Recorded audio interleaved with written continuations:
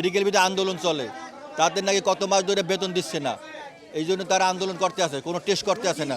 এখন ঠিক না, এই মুহূর্তে আন্দোলন করাটা ঠিক না ওনাদের, যেহেতু আমাদের অনেক রোগীদের কষ্ট হচ্ছে, অনেক রোগী মারা যাচ্ছে। আমরা বাধ্য হয়েছি রোগীদেরকে এই অবস্থায় ফেলতে, তারপরও আমরা রোগীদের কাছ থেকে ক্ষমা সুন্দর দৃষ্টিতে দেখছি।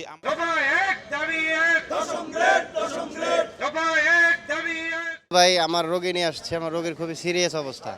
এই রানের এইখান থেকে শুরু করে এই পর্যন্ত রিং লাগানো, ইলিজার্ভ লাগানো।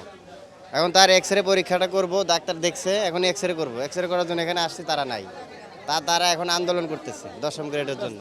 তো এখন আমরা তো ভুক্ত, আমরা এখন কোথায় যাবো ভাই? আমাদের তো খুব কি মনে হয় যে কিছু হলে তো বাংলাদেশে আন্দোলন হয় সেবা বন্ধ করে, সেটাই তো বলতে। রোগী হিসেবে আপনার কি মনে হয়? রোগী হিসাবে আমি যতটুকু ফিল করতে পারতেছি, এটা এখন ঠিক না, এই মুহূর্তে আন্দোলন করাটা ঠিক না ওনাদের, যেহেতু আমাদের অনেক রোগীদের কষ্ট হচ্ছে, অনেক রোগী মারা যাচ্ছে। এটা সমস্যা না? আমরা গত শনিবার বেতাকে বরগুনা থেকে আসছি, এই পর্যন্ত আমরা তেমন কোনো চিকিৎসা পাচ্ছি না। মেডিকেল ভিতরে আন্দোলন চলে, তাদের নাকি কত মাস ধরে বেতন দিচ্ছে না, এই জন্য তারা আন্দোলন করতে আসে, কোনো টেস্ট করতে আসে না। আপনার কাছে এখন কি মনে হচ্ছে, কি করা দরকার? রোগী হিসেবে আমরা জানি সেবাটা ঠিকমতো পাই, আমরা সেবাটা পাইলে আমাকে এখানে থাকার প্রয়োজন হয় না।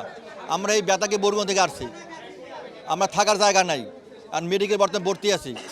আমরা কুমিল্লা থেকে আসছি, আইসা দেখতেছি যে এখানে আমরা প্রতি বৃহস্পতিবার ওনারা ডাক্তাররা দেখে, একটার পর ডাক্তার আবার দেখতে চায় না।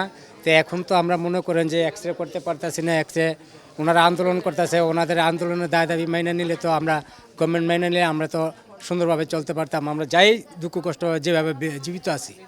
এখানে এক্স রে করতে আইছি, আন্দোলন হচ্ছে, হ্যাঁ, কোনো কিছু পাচ্ছি না, এক্স রে করতে হতেছি না, হ্যাঁ, বহু কষ্ট হচ্ছে, হ্যাঁ, বহু কষ্ট হচ্ছে। এখন এক্স রে আমাকে প্রয়োজন, না করলে আমি ফিরে বিশ্ববিদ্যালয় করতে হবে। এখন আমার এক্স রে প্রয়োজন, করতে হবে। আন্দোলন চলতেছে, এনাদের দাবি মাইনে নেন। এখন এই যে কালকে আইসে এলো সিরিয়াল ধরে থুয়ে চলে গেছি, তার বাদেও আজ বলছে যে 8টার পরে নিয়ে আইসো। 8টার পরে 2 ঘন্টা থেকে গেছি, কছে 12টার পরে এসো। আমাদের সমস্যা না।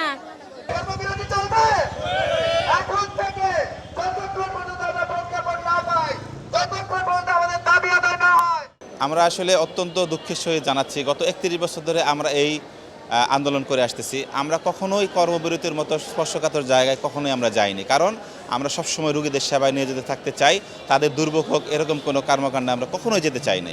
কিন্তু এই আমাদের প্রশাসনের উদাসীনতায়, আমাদের দেয়ালে পিঠ থেকে দেওয়ার দরুন আমরা বাধ্য হয়েছি রোগীদেরকে এই অবস্থায় ফেলতে, তারপরও আমরা রোগীদের কাছ থেকে ক্ষমা সুন্দর দৃষ্টিতে দেখছি। রোগীদের কাছে বলবো, আপনারা আমাদের মাফ করে দিবেন, আমাদের আসলে কিছু করার নেই। কারণ আমরা চাইতে এখন লাস্ট পর্যায়ে আসছি যে আমরা না চাইলে আসলে আমাদেরকে দিবেন। আসলে মা বাচ্চা কান্না না করলে মা দুধ দেয় না। সেক্ষেত্রে আমরা যদি আমাদের কষ্টের কথা, বঞ্চিতের কথা না জানাই, সরকার কিছু করবে না। যদিও আমরা 3 দিন ধরে করছি, তারপরও সরকার এখনও আমাদের সমাধানে আসেনি। আর সরকারের উচিত হবে রোগীর এই অবহেলা, মানে কষ্ট এবং আমাদের বঞ্চিত হওয়ার কথা বিবেচনা করে প্লিজ আমাদের কথা স্মরণ করে এটা একটা সমাধান করেন। আমরা চাচ্ছি না রোগীর ভোগান্তি হোক, আমরা কারোর কোনো কষ্ট যেন না হয় সেটা বিবেচনা অবশ্যই সরকার করবেন, এই আবেদন করছি।